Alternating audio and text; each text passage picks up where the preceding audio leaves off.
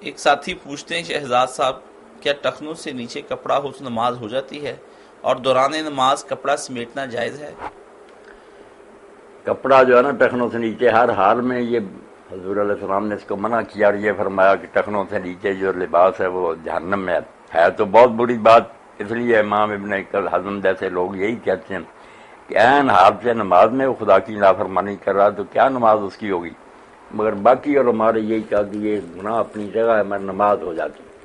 ایک روایت ابو داؤد شریف میں نا کہ آپ نے ایک شخص کو ایسی حالت میں دیکھا تو کہا جا کر وضو بھی کرو نیا اور دوبارہ نماز پڑھو۔